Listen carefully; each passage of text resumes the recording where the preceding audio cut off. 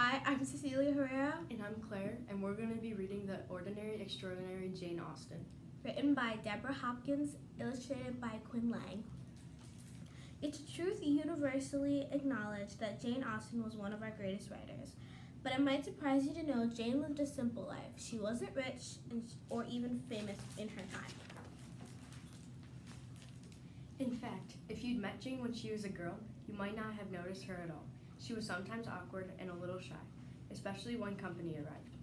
But even then, clever Jane was always watching and listening, and smiling to herself at the foolish things people sometimes did and said.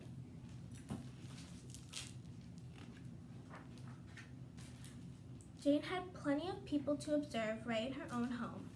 Jane and her sister Cassandra were the only girls in the house, bursting with six boisterous brothers plus packs of boys who came to live and study with their father's boarding school. It was like growing up inside of a story full of fascinating and noisy characters. Families back then made their own fun, and the Austens were never bored. They played word games, cards, and charades. Jane was especially good at shuttlecock and cup and ball. Of course, everybody loved to dance, and in the evenings the children listened mostly while their father read aloud.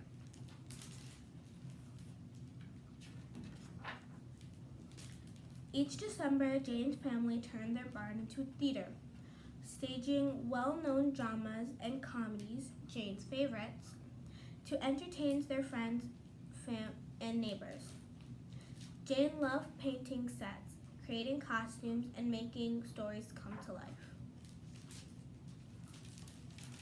There were plenty of stories for her to read, too. Her father's great library boosted 500 books, almost all of them by men. Since Jane had little outside schooling, the library was her classroom. And while Jane devoured everything from history to poetry to biographies, she loved novels best of all. Even as a young girl, Jane was a reader. Who knew exactly what she liked and precisely what she didn't. So there was no surprise when Jane was 12 and began scribbling her own keen observations and sharp, wry comments right in the margins of the book. Jane had such fun writing. She began to pen little plays and stories to make her family laugh out loud. And when her older brothers went away to college and the sea, Jane sent witty letters to keep them smiling far from home. Jane's father believed in her talent. He bought her 3 special notebooks and later a fine mahogany writing box, so Jane could carry her work wherever she went.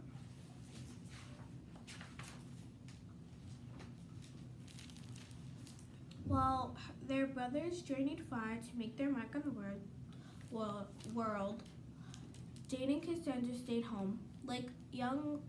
Like other young ladies, they played cards and danced, shopped for lace trims for their bonnets, and gossiped about marriage and suitors. Sometimes Jane even fell in love with herself a bit. All while Jane kept reading and listening, and of course practicing her writing. And when she's still just 18, Jane felt ready to write her own novel.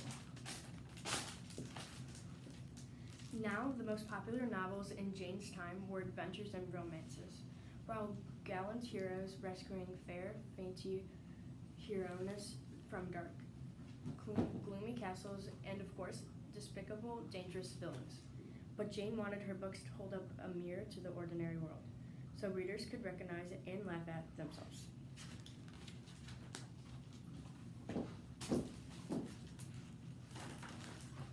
So Jane went on her own way, inventing new kinds of stories about real people and sisters like Cassandra and herself, who longed to follow their dreams. And that is what exactly she did.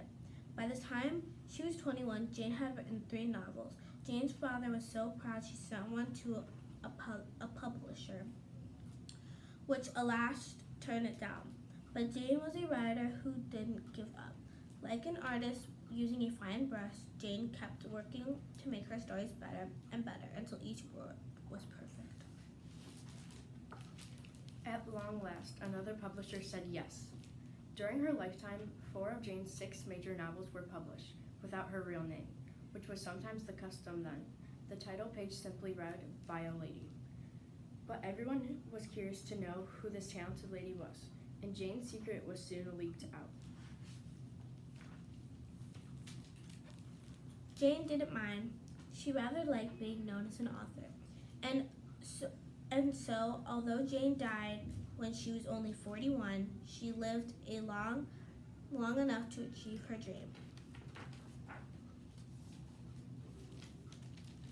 Now, 200 years later, I wonder if Jane would be surprised to learn that her books are still read and loved by people all over the world. Maybe. Then again, maybe not.